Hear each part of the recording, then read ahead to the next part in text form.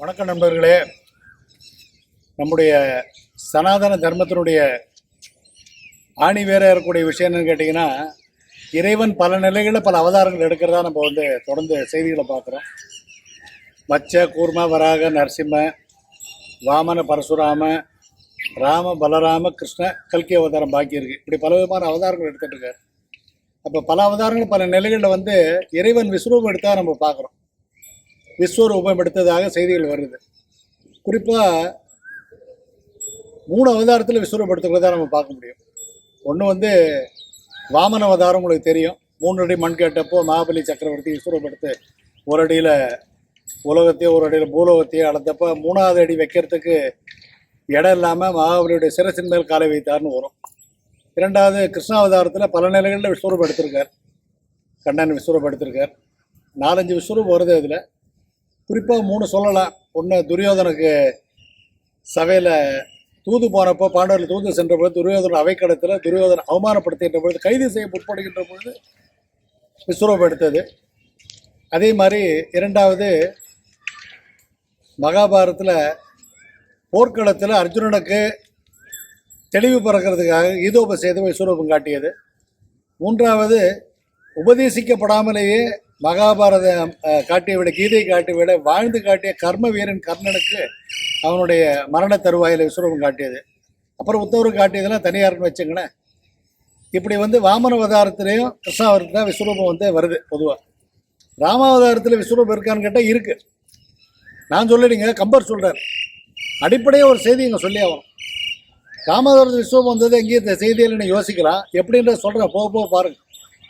கம்பராமாயணத்து இப்போ ராமாயணத்துக்குள்ள அடிப்படையான வேறுபாடுன்னு கேட்டிங்கன்னா, பிற மொழியில் எழுதப்பட்ட ராமாயணத்தில் மூத்தது முதன்மையானது கம்பராமாயணம். மூலகாவி வால்மீகி ராமாயணத்தை ஒட்டி தான் எல்லா ராமாயணம் எழுதப்பட்டிருந்தாலும் கூட, தெலுங்கு, மலையாளம், கன்னடம், மராட்டி, பெங்காலி மாதிரி பல மொழியில் பல பேர் ராமாயணம் எழுதியிருந்தாலும் கூட, அந்த பிற மொழி ராமாயணங்களும் முதன்மையானது, மூத்தது, தலையாயது, சிறந்ததுன்னா கம்பராமாயணம். அதனால தான் 10,000 கவிதை முத்தாக எழுதி வைத்த சத்தான கம்பனுக்கு ஈடு இனி வித்தாக வெள்ளை என்று நீ பாடு, காலமெனும் மூடியிலும் காற்று மழை ஆடியிலும் சாகாது கம்பனவன் பாட்டு, இது வருங்கால தலைமுறைக்கு எழுதி வைத்த சீட்டுன்னு கண்ணதாசன் போடுவார். அந்த செய்தி ஏற்கனவே சொல்லியிருக்கோம். இப்போ கம்பருடைய தனிப்பெருமை என்னன்னா, கம்பர் ராமரை தெய்வமாக காட்டவே இல்லை. முழுக்க முழுக்க ஒரு தனி மனிதனாக பிறந்து மனிதன் அன்பின் வழி அறத்தின் வழி நின்று அறநெறி பிறனாக தர்மத்தின் பால்பட்ட ஒரு வாழ்க்கையை வாழ்ந்து நிறைவாக வாழ்ந்து மாமனிதனாக உயர்ந்து இறைவன் தெய்வனுடைய இறுதியில் தெய்வனுடைய அடைய முடியும் காட்டியது கம்பராமாயணத்து தனி சிறப்பு. அப்போ விஸ்வரூபம் என்ன முறை தெரிஞ்சுப்பேன். விஸ்வம் என்றால் உலகம், ரூபம் என்றால் வடிவம். உலகத்தை தன் வடிவிலே கொண்டது, உலகம் முழுவதும் தன் வடிவிலே ஏற்றதே கொண்டது என்று நாம் பொருள்பட புரிந்து கொள்ள முடியும். அவருடைய பாட்டிலே கடவுள் வாழ்த்து பாட்டே சொல்றார் கம்பர். உலகம் யாவையும் தாமுளவாக்கலும் நிலை பெறுத்தலும் நீத்தலும் நீங்கில அழகிலா விளையாட்டுடையார் அன்னவர் அவர் திருவடிக்கே நாங்கள் சரணேன்னு சொல்றார் இல்லையா. இப்போ இந்த உலகம் யாமையும் தாமுளவாக்குறனா உலகத்தையே வெல்லக்கூடிய ஒரு நிலை, உலகத்தையே தனதாக்கூடிய நிலை. அன்பனும் பிடியுள் அகப்படும் மலை, அன்பனும் வலைப்பு உட்படு பரம்பொருளை, அன்பனும் குடில் புகும் அரசேன்னு வள்ளலார் பாடக்கூடிய அளவில் அந்த அன்பினுடைய விரிவாக்கத்தில் தான் ராமாயணத்தில் பெருவாக நம்ம பேச போகிறோம். அப்போ தனி மனிதனுடைய ஒரு உயர்வு தான் விஸ்வரூபத்தினுடைய இறுதியான நிலை. மனிதனாக பிறந்து வாழ்ந்து வளர்ந்து மனிதனுடைய இயல்போடு ஒட்டி வாழ்ந்து ஆசாபாசங்களுக்கு ஆட்பட்டு இந்த இன்ப துன்பங்களை அனுபவித்து அல்லல் பட்டு துன்பப்பட்டு துயரப்பட்டு இறுதியில் நிறைவான வாழ்க்கையை வாழ்ந்து மாமனிதனாக உயர்ந்து தெய்வநிலை அடைய முடியும் வாழ்ந்து காட்டியவர் ராமர். அதனால தான் நடை நின்று உயர் நாயகன் தோற்றத்தின் இடை நிகழ்த்த ராமாவதார பேர் தொடை நிரம்பியது அருமாக்கதேன்னு அடைமொழி கொடுப்பார் கம்பர். அப்படி மனிதனால விஸ்வரூபம் எடுத்த மகாத்மாவாக இறைவனிலை அடைய முடியுமான்னு சொன்னாலும் முடியுன்றதான் உண்மை. ராமாவதாரத்தில் வரக்கூடிய செய்தி அதானே. எப்படி ஒரு மனிதராமன் உயர்ந்த நிலையை பெற்று மாமனிதனாக இருந்து தெய்வநிலை அடைந்தார், எப்படி விஸ்வரூபத்தை அடைந்தார்ன்றது நம்ம பார்க்கலாமே. அந்த செய்தியை சொன்ன நல்லா இருக்கும். ஒன்றும் இல்லைங்க, ராமாயணத்தில் ராமர் 3 வதங்களை செய்கின்றார். ராமாயணத்தில் 3 பேரை ராமர் கொலை பண்ணுறாருங்க. அவ்வளோதான், விஸ்வரூபம் எடுத்து மகாத்மாவை தெய்வநிலை அடைந்து விடுகின்றார். என்ன வேடிக்கையாக இருக்கா? 3 பேரை வதம் பண்ணால் எப்படிங்க விஸ்வரூபம் எடுத்து தெய்வம் மாற முடியும்னு கேட்குறீங்களா? சொல்கிறேன் பாருங்க. 3 வதம் என்ன? ஃபஸ்ட்டு வாலி வதம், 2வதாக ராவண வதம், 3வது கைகை வதம். இந்த ஆரம்பத்தில் ஒரே புதிராக சொல்லிகிட்டே இருக்கீங்களே, ராமாயணத்தில் விஸ்வரூபமே இல்லை, நீங்கள் இருக்குன்னு சொல்கிறீங்க. அப்புறம் 3 வதம்ன்றீங்க. வாலிவதம் கரெக்டு ஏற்றுக்கிறோம், ராவணவதமும் கரெக்டு ஏற்றுக்கிறோம். ஆனால் கையை எங்கே வதம் பண்ண ராமர் அப்படின்னு கேட்குறீங்கன்னா, இந்த புதிருக்கெல்லாம் விடை போக போக கிடைக்கும், பார்த்துட்டே வாங்க. இப்போ வாலிவதத்தில் எப்படி ஒரு படி உயர்றாரு, அடுத்து ராவணவதத்தில் 2வது படி எப்படி உயர்றார், அப்புறம் கைகை வதம் சொல்லக்கூடிய அந்த குறிப்பு வரப்போ அந்த 3வது படிக்கு வருது எப்படி தெய்வ நிலை அடையிறான்றத இந்த இப்போ சொல்லக்கூடிய இந்த பகுதியை கேட்டுனே வந்தீங்கன்னா புரிய முடியும். வாலிவதத்தில் என்ன நடக்குது, வாலியை ராமர் மறைந்து அன்பு அம்பு இது கொன்று விட்டார். வாலி மாண்டு கிடக்கான், கீழே விழுந்து உயிர் போகும் தருவாயில் கேள்வி கேட்குறான். வாலி வந்து கேட்குற ராமனை, நீ சத்திரியனா, நீ வில்லறம் துறந்தவன் அல்லவா, பரதனுக்கு போய் அண்ணனா பிறந்தியா, பரதன் முன் தோன்றினேன்னு ஏசுறா வாலி. ஏன்னா பரதன் அப்பேற்பட்ட நீதிமான். தண்டறிய தனியார் பெருநீதி எனும் தனியார் புகமண்டும் பள்ளம்னு பரதருக்கு கடைபிடி கொடுக்குறாரு கம்பர். வாலி சொல்றான், உலகத்தில் இருக்க நீதிகள்னா ஆறுகளாக பாவித்து கொண்டோம் என்று சொன்ன அந்த அனைத்து நீதிகளாகிய ஆறுகளும் சங்கமிக்கக்கூடிய கடலாகி இருக்கிறது பரதனுடைய உள்ளம் என்று சொல்றார். அப்பேற்பட்ட நீதி தவறாத பரதனுக்கு அண்ணனா இருந்து இப்படி அறம் பிறந்த நிலையில என்னை வந்து மறைந்து கொண்டுட்டேன்னு சொல்லி ஏசுறான் வாலி. அப்போ அந்த நிகழ்ச்சியை பார்க்குறப்போ அதுக்கு 1000 விளக்கம் சொல்லலாம். சுக்கிரவன் வாக்கு கொடுத்துட்டாருன்றது ஒரு காரணம், அப்புறம் தன்னுடைய எதிராளி பலத்தில் பாதி பலம் தனக்கு வரணும்னு வாலி வரமாக இருக்காருன்னு ஒரு காரணம், இந்திரன் தான் வாலியை வந்தான் அவதார நோக்கத்தை மறந்துட்டு தேவையில்லாமல் சுக்கிரவனோட சண்டை போட்டு பகையை பாராட்டினான். இப்படி பல காரணங்கள் சொன்னாலும் கூட ராமருக்கு குற்ற உணர்வு ஏற்படுகின்றது. நியாயமாக எவ்வளோ நியாயப்படுத்தினா தான் செய்தது தவறு என்பதை ராமனே உணர்கின்றான். அதாவது நிறைய பேர் தப்பு பண்ணுவான், ஆனால் அவன் முதல்ல ஒத்துக்க மாட்டான், உணரவே மாட்டான், உடனே ஒத்துக்க மாட்டான். யார் தான் சொன்ன சார், அவன் தப்பு பண்ணலையே, அவன் பண்ணதான் தப்பு, அதை நீ சொல்ல மாட்டேங்களா, அப்படி தான் பேசுகிற.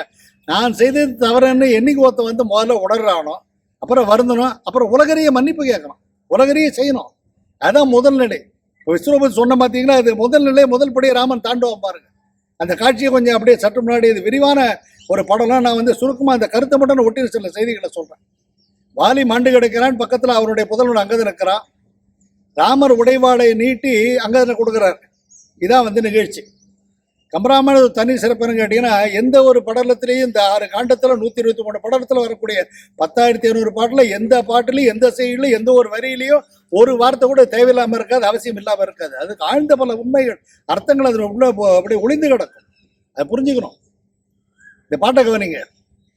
தன்னடி தாழ்தலோடும் தாமரை தடங்கனானும் மின்னுடை வாளை நீட்டி இது நீ பொருத்தி என்னலும் உலகேடும் ஏத்தின. இதான் செய்யும். தன்னடி தாழ்தலோடும் அங்கதன் வந்து ராமர் காலில் விடுறான், சரணாகதி அடைகிறான், வாலி இறந்து போயிட்டார். அப்போ தாமரை தடங்கண்ண யாரு, தன்னடி தாழ்ந்தவன் யாரு, அங்கதன் சிறுவன், வாலியினுடைய பையன். தாமரை தடங்கண்ணன் யாரு, ராமன். தன்னடி தாழ்தலோடும் தாமரை தடங்கண்ணானும் தன்னுடைய மின்னுடை வாளை நீட்டி கையில் விடுகிறான் அங்கத கையில், இது நீ பொருத்தி அப்படின்றான். இவ்வளோதான் நடந்தது. ராமங்காலில் அங்கதான் விடுறான், அவன் தோலை பிடிச்சி தூக்கி எழுப்பி வாழை கொடுத்து கையில் கொடுத்து வச்சுக்கோ பொருத்தி கொண்டு சொல்கிறான். இவ்வளோதான் நடந்தது. அப்புறம் எதுக்கு உலகேடும் நேர்த்தின ஒரு வாழை சொல்லுதுன்னா, உலகம் ஏற்றக்கூட என்ன ஒரு பெரிய செயல் நடந்துன்னு கேட்டிங்கன்னா, பொருத்தின்னு சொன்னால் ஏற்றுக்கொள்ள ஒரு அர்த்தம் இருக்குது, இதை பொறுத்துக்கொள்ள ஒரு அர்த்தம் இருக்குது. தமிழ் கொஞ்சம் பொறுத்துங்க, இதோ நடந்து போச்சு, பெருசுப்படுத்தாதீங்க, பொறுத்துங்கன்னு சொல்கிறது இல்லையா. அப்போ தன்னுடைய தவறை உணர்ந்தான் ராமன். 1000 விளக்கங்கள் சொன்னாலும் ஊராரே அதை தப்பு என்று சொல்லவே இல்லை என்று சொன்னாலும் தான் மறைந்து நின்று அம்பை இது வாலியை கொன்றது மன்னிக்க முடியாத குற்றம், வில்லறம் துறந்த செயல் என்பதை தான் உணர்ந்தான் ராமன் முதலில். அப்புறம் வந்து அதுக்காக மனம் வருத்தினான். அந்த உலகரை சேர எப்படி சேர பாருங்க. தன்னடி தாழ்தலோடும் தாமரை தடங்கண்ணான்னு மின்னுடை வாளை நீட்டி இது நீ பொருத்தி அப்படின்னு அங்கே சொல்றப்ப இந்த வாளை ஏற்றுக்கொள்ள ஒரு அர்த்தம் இருக்கு. உன்னுடைய தந்தையாக வாழையை மறைந்திருந்து கொன்ற இந்த பாவத்தை, இந்த அறம் தவறிய செயலை நீ பொறுத்து கொள்வாயாக என்று மன்னிப்பு கேட்கக்கூடிய அளவில் சொல்றான். பார்த்தீங்களா, அங்கதான் ராமர் உயர்றார். அது மட்டும் அந்த குற்ற உணர்ச்சி கடைசியவர் இதை மித்த ராமாயணத்தை மாதிரி காட்ட மாட்டாங்க. இப்போ ராமாயணங்கள்ல தமிழனுடைய பண்பாடு வாழ்வில் முறை ஒட்டி வருது பாருங்க. தன் தவறை உணர்வது, வருந்துவது, மன்னிப்பு கேட்பது, பிறரறிய செய்வது, உலகறிய செய்வது. அது பல தடவை அந்த இன்னும் நிறைய பாட்டுகளை ஒரு 2-3 பாட்டு சொல்கிறோம் பாருங்களேன். சொல்லி வருத்தப்படுறான். இதெல்லாம் முடிஞ்ச அப்புறமா அந்த மனத்தில் அமைதி கிடைக்கிறதா, நான் நோன்பு இருக்கிறதா வந்து காட்டுக்கு போகிறேன், திருப்பி நான் தனிமையில் இருக்க விரும்புகிறேன்னு சொல்லிட்டு நோன்பு ஒரு காட்டுக்கு போகிறான். சுக்ரீவன் நானும் ஒருவன் சொல்கிறப்ப சொல்கிறான் ஒரு பாட்டு. இந்த மாதிரி நீ வரக்கூடாது. ஏன்னா நிரம்பினான் ஒருவன் காத்த நிறைய அரசு வரம்பிலாதானை மற்றோர் தலைமகன் வலிதின் கொண்டால் அரும்புவ நலனும் தீயும் தீமையும் ஆதலின் ஐயாண்ட. நிரம்பினான் ஒருவன் காத்த நிறைய அரசுனா வாலிக்கு அப்பேற்பட்ட பொருளாதார சூட்டார் ராமன். நிரம்பினான் ஒருவன் காத்த நிறைய அரசு இறுதி நின்ற வரம்பு இல்லாதவன் சொன்ன அப்பேற்பட்ட பராக்கிரச வாலிய மறைஞ்சின்னு கொண்ட அந்த துக்கத்தில் அந்த குற்றனோட பேசுகிறார். அதே மாதிரி இன்னொன்னு சொல்றாரு அவரு, போரில் வில்லறம் துறந்தும் வாழ்வேற்கு இம்மை வறுமை இல்ல சில்லறம் புரிந்த தீமைகள் தொடர்ந்த தீமைகள் தீருமாறு நல்லறம் தொடர்ந்த நோர்பின் நாடும்னு சொல்றாரு. அப்ப போரில் வில்லறம் துறந்து வாழ்வேற்கு இம்மை மறுமை இல்லா சில்லறம் புரிந்த தீமைகள் தொடருமாறு நல்லறம் தொடர்ந்த நோம்பின் நயற்பன நாடும்னு சொல்லக்கூடிய பாடலில் வரக்கூடிய வரிகளுக்கு வருகின்ற போது தான் செய்தவருக்கு அங்கனெடுத்த மன்னிப்பு கேட்டது மட்டும் இல்லை, சுக்ரீவன் சொல்லி வருத்தப்படுறது மட்டும் இல்லை, இறுதி வரை அந்த குற்றவோடு ராமன் வெளிப்படுத்தினான்னு சொல்லக்கூடிய நேரத்தில் தன் தவறை உணர்வது, மன்னிப்பு கேட்பது, உலகரை செய்த முதலடை. இது வாலிபத்தில் ஒருபடி போயிட்டான் விஸ்வரூபத்தில். ரெண்டாவது வாதம் என்ன நடக்குது? ராவண வதத்தில் என்ன நடக்கிறது பாருங்க. சொல்ற பாட்டகம் ரொம்ப அற்புதமான பாடல். ராவணை எவ்வளோ பேசினா பழுத்தாட்டு இறுதியில் ராமருடைய பானம் பட்டப்ப அந்த போருக்கு முதல் நாள் கடைசி நாளைக்கு முன்னாடி இறக்கிற தருவாயில் முன்னாடி நட வரக்கூடிய பாட்டு அற்புதமான பாட்டு. எல்லாம் எழுந்து போயிட்டாங்க. கும்பகர்ண இந்திரஜித் பானுகோபன் அப்புறம் அவனுடைய போர்ப்படை தளபதிகள் சேனாதிபதி அசுரர் கூட்டம் எல்லாமே மாய்ந்து பட்ட பிறகு யாரும் இல்லாம தனிமைப்பட்டு விட்ட ராவணனை பார்த்து அவன் ஒரு வாய்ப்பு கொடுக்குறான். எந்த ராவணனை பார்த்து? எந்த ராவணன் தன்னுடைய மனைவியாக சீதையை கடத்திட்டு போறானோ, எந்த ராவணால் இப்போ சொல்லனா துன்பங்களுக்கு ஆட்பட்டு ஊர் ஊரா தேடி திரிஞ்சு அரைஞ்ச கடைசியில் சேதுபந்தனம் பண்ணி இலங்கைக்கு ராமர் சண்டை போட்டாரோ, அந்த ராவணனுக்கு வாய்ப்பு கொடுக்குற கடைசியில். அதாவது தனக்கு தீமை செய்தவனுக்கு என்ன சொல்றாருன்னா மன்னிக்கக்கூடிய நிலை, தனக்கு தவறு எடுத்தவர் கூட மன்னிக்கக்கூடிய ஒரு நிலை வருது. அப்போ லாஸ்ட்ல ஒரு பாட்டு சொல்லுவார் பாருங்க, ஆளையா உனக்கு அமைந்தனையாவும் மாறுதம் அடைந்த பூளையாயினை கண்டனை இன்று போய் போர்க்கு நாளைவா நடவென்றன நாகிடங்கமுகின் வாழை தாவூர் கோசல நாடுடைய வல்லன்வார். ரொம்ப அற்புதமான பாடல். உனக்கு யாரெல்லாம் ஆளு நினைச்சு யாரெல்லாம் என்னெல்லாம் உனக்கு உற்ற துணையா இருப்பாங்க எல்லாருமே மாண்டு போய்விட்டார், அழிந்து போய்விட்டார், நீ தனிமைப்பட்டு விட்டாய் ராவணா. இப்போ ஒன்று கெட்டு போயிடல. இன்னைக்கு போயிட்டு நாளைக்கு வரதா இருந்தனா, போருக்கு வரதா இருந்தான்னா நீ மனம் தெரிஞ்சு சீதையை என்கிட்ட விட்டுடு, நான் உன்னை மன்னிக்கிறது தயாராக இருக்கேன் அர்த்தம் சொல்றாரு. இன்று போய் நாளைவான்னு சொன்னாலே போற. ஆனா இன்று போய் வரதா இருந்த போருக்கு நாளைவா, அப்படி வேண்டான்னு முடிவு பண்ணிட்டியா, மனம் தெரிஞ்சு விட்டாயா, உன்னை நான் மன்னிக்க தயாராக இருக்கேன், செய்தியை ஒப்படைத்து விடு, நீ உன்னுடைய வீடு சென்று விடுன்னு சொல்லக்கூடிய அளவில் இன்று போய் போர்க்கு நாளையவா நடவின்றன நாகினங்கமுகின் வாழை தாவூர் கோசல நாடுடைய வல்லன்றர். தனக்கு தவறு எழுத்தவனும் கூட அந்த நேரத்திலும் கூட எந்த ஒரு பகைமையை பாராட்டாமல் அவனை மன்னிக்க தயாராக இருந்தார் என்று சொன்னார். அதுதான் விஸ்வரூபத்தில் இரண்டாவது அடி. முதல்ல என்ன? தான் இணைத்த தவறுக்கு மனம் வருந்துவது, மன்னிப்பு கேட்பது, உலகறிய செய்வது. முதல் படி வாலிபத்தில் பார்த்தோம். இரண்டாவது படி வருவது ராவணவத்தில் என்னத்தை பார்த்தோம் நம்ம? ராவணவத்தில் தனக்கு தவறடித்த ராவணனுடைய செயலையும் அந்த கொடுஞ்செயலையும் மன்னித்து அவனை ஆட்கொண்டு அருள்வது. அப்புறம்தான் போருக்கு வர ராவணன். ஏன்னா சீதையை விட்டுருந்தாலும் சீதை தனியாக வந்திருக்க போறான், ஓடாமல் போருக்கு வந்தாலும் அவன் அடிய போக தின்னம். அதனால தான் அங்கதந்தூலே குறிப்பாக விடுவார், தேவியை விடுக அல்ல அன்றைய ஆவியை விடுகன்னு சொல்லுவான். ஆனால் எதுக்காக அதை சொல்ல வேண்டிய கருத்துறன்னா, தனக்கு இப்பேற்பட்ட கொடுமையை செய்த ராவணனுக்கு கூட மன்னிக்கவும் தருவாயில் மன்னிப்பை கொடுத்தாருன்றதா மன்னிப்பதற்கு தயாராக இருந்தார் ராமர் தான் அவருடைய நடை. நம்ம எத்தனை பேர் பொண்ணு யோசிப்பார், இந்த நிலைமை அப்படி யோசிச்சு பாருங்க. நம்மளுக்கு ஒருத்தர் கெடுதல் பண்ணியிருக்கான்னா அவனை மன்னிக்க ரெடியாக இருக்குமா, தயாராக இருக்குமா? அது எப்படி அவனை விட்டலாம்? சாதாரண வேலையை செஞ்சு என்ன வேலை செஞ்சுருக்கான் பாருங்க. நம்ம எவ்வளோ கோவப்படுறோம், வாழ்நாள் பூரா அந்த மனசில் வச்சுட்டு இருக்கோமா நம்ம வஞ்சத்தை. அப்படி வஞ்சம்லாம் வச்சுக்காம எவ்வளோ ஒரு சகஜமாக அவர் எடுத்துட்டு இருக்காரு பாருங்க. இது இரண்டாவது நிலை. ஸோ வாலிவதம் முடிஞ்சது, ராவணவதம் முடிஞ்சது, 2 படி ஏறிட்டான். உனக்கு 3ஆவது படி ஒன்று தான் பாக்கி இருக்காது. ஏற போகிற ராமன் பாருங்க. இப்போ கைகை வதன்றீங்களே, கைகை எங்கே செத்து போனார், கைகை வதமே ஆகிறேன்னு கேட்பீங்க. இப்போ வருது பாருங்க. அதாவது போர்லாம் முடிஞ்சு அப்புறம் சீதையை மீட்டு கொண்டு அயோத்திக்கு புறப்படுகின்ற நேரத்தில் வானத்தில் பித்ருலோகத்திலிருந்து தசரர் பிரத்யட்சமாக காட்சி கொடுக்குறார் ராமருக்கு. அப்போ ராமர் தசரர் சொல்கிறார், தந்தையே, நீ உன்னுடைய சிற்றன்னைக்கு என்னுடைய தாயை கையை கொடுத்த வரத்தின்படி உன்னுடைய கட்டளை ஏற்று நான் கானகம் சென்று 14 ஆண்டுகள் நிறைவுற்று விட்டது. நான் இப்போ அயோத்திக்கு திரும்ப போகிறேன். நான் ஒரு நாள் லேட்டாக போனால் கூட பரதன் அங்கே தீ குளிச்சிருவான். அப்போ உன்னுடைய வாக்கு, உனக்கு கொடுத்த வாக்கை நான் நிறைவேற்றிட்டேன்னு ராமன் சொல்கிறான். அப்போ தசரதர் மேலேருந்து வானூலத்துன்னு பார்த்து அகமகிழ்ந்து, ராமா, உன்ன மாதிரி ஒரு பிள்ளை பார்த்து நான் தான் பெரும் பொண்ணா, நீ உண்மையிலேயே நீ நடை நின்ற உயர் நாயகன் தான் சொல்லி எங்கிட்ட அதான் வரத்தை கேடுன்னு கேட்குறாரு. வரத்தை கேட்கணுன்றப்ப என்ன சொல்கிறான், அது மாதிரி இல்லை வேண்டாம், தசரதன் கட்டாயப்படுத்துறதுனால ராமன் எனக்கு ஒரே ஒரு வரம் கொடுங்க அப்படின்னான்னு கேட்குறான். யார்கிட்ட? பித்ருலோகத்தை காட்சி கொடுத்த தசரதத்தை.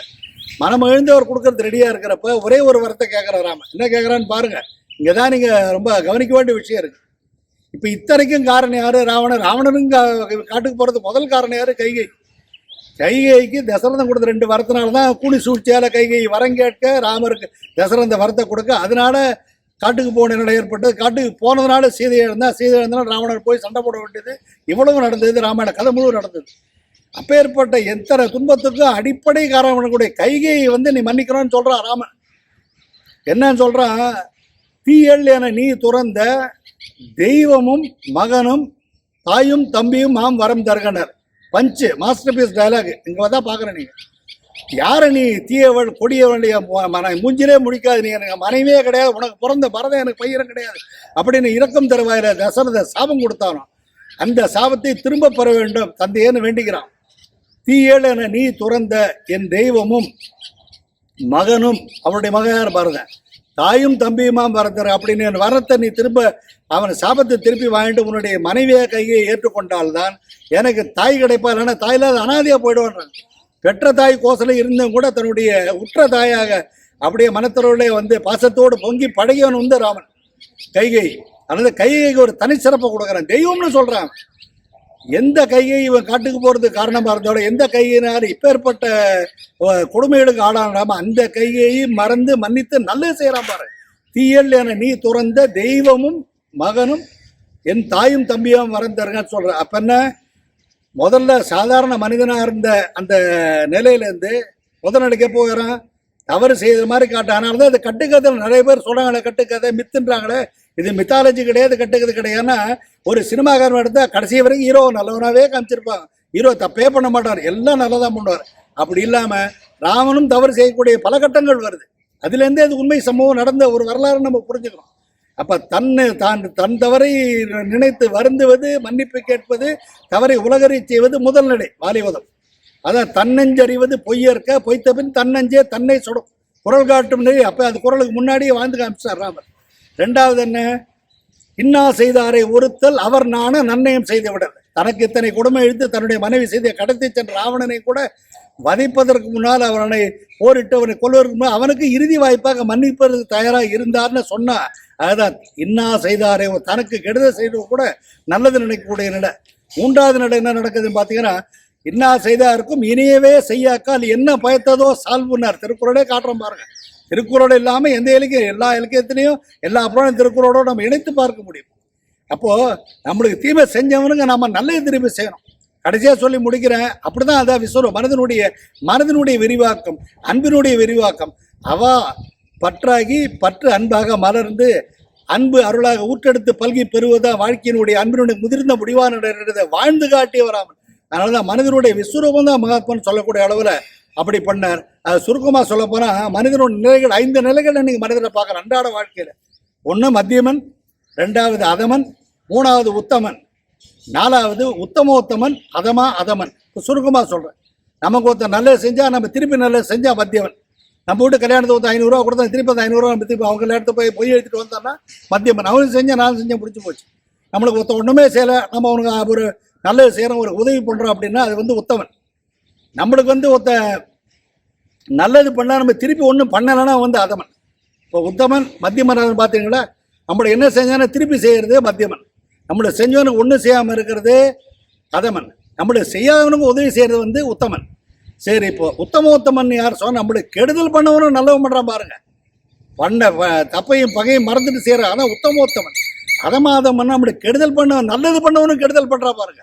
நம்மளுக்கு ஒரு நல்லது செஞ்சிருக்க அவனுக்கு போய் நம்ம தீங்கு நினைக்கிறோமே, அது நாயினும் கேடுகட்ட கடை நிலைன்னு சொல்றது அந்த 5 நிலையில காட்டுவாங்க. அப்போ நம்ம சாதாரணமாக மத்தியமனாக இருந்து உத்தமனாக உயர்ந்து உத்தமோத்தமனாக மாற முடியுன்றதை காட்டுறதா சாதாரண மனிதனாக பிறந்து வளர்ந்து வாழ்ந்து மனித இயல்புகளோடு இறுதி வரை வாழ்ந்து ஆசாபாசங்களுக்கு ஆட்பட்டு அல்லல்களை அனுபவித்து துன்பங்களை துயரங்களை அனுபவித்த போதிலும் கூட கொண்ட கொள்கை நிலையாக நின்று நிலை தவறாமல் நிலையின் தெரியாத அடங்கியான் தோற்றம் மலையிலும் மானப்பெரிதுன்னு குரல் காட்டக்கூடிய நெறியிலே மனிதன் மாமனிதனாக உயர்ந்து விஸ்வரூபம் எடுத்து இறுதியில் தெய்வநிலை அடைய முடியும் வாழ்ந்து காட்டிவன் ராமன்றதுனாலதான் இதுதான் கம்பன் காட்டக்கூடிய விஸ்வரூபம். மீதி அவதாரங்களை வரக்கூட பகவான் இறைவனாக விஸ்வரூபம் காட்சி கொடுத்துட்டு மறைந்தது அந்த செயல். ஆனா மனிதனாக பிறந்து வளர்ந்து வாழ்ந்து இறைநிலை அடைய முடியுன்றதுக்கு ஒரு உதாரண புருஷவனாக ஒரு இலக்கண ஒரு நாயகனாக வாழ்ந்து காட்டுவேன் ராமன்ற அளவில் இதை கம்பன் காட்டும் விஸ்வரூபம். ராமாயணத்தில் விஸ்வரூபன்ற இந்த ஒரு செய்தியை சொல்லணும்னு ஆசைப்பட்டேன். சொல்லிட்டேன். ஆழ்ந்த ஆன்மீக கருத்துக்கள் உள்ளடக்கிய செய்தின்றதுனால கொஞ்சம் விரிவாக பேச வேண்டிய ஒரு சந்தர்ப்பம் ஏற்பட்டது. அதே நேரத்தில் ராமன் காட்டிய வழியில் நடை நின்று உயர் நாயகன் அவதார புருஷன் ராமன் காட்டிய வழியில் வாழ்வோம், அவனுடைய பொறுமையை கடைபிடிப்போம். சகிப்புத்தன்மையும் பொறுமையை எங்கே இருக்கு அங்கே அன்பு தானாக ஊற்றெடுத்து பெருக உணர்ந்து தன்னலம் மட்டும் பார்க்காமல் தன்னலத்தை விடுத்து பொதுநலம் பேணி பிறர் வாழ நாமும் வாழ்ந்து பிறரை வாழ வைத்து வாழ்விலை உயிரும் என்ற அளவில் இந்த உரையை நிறைவு செய்கிறேன். மீண்டும் ஒரு முறை கம்பன் சார்ந்த வேற பல செய்திகளை தொடர்ந்து பேச போற அடுத்த ஒரு நல்ல ஒரு தலைப்பில் மீண்டும் உங்களோடு சந்திக்கும் வரை உங்களிடம் நன்றி கூறி விடைபெறுவது உங்கள் நண்பன் ஆ. சங்கர். நன்றி, வணக்கம்.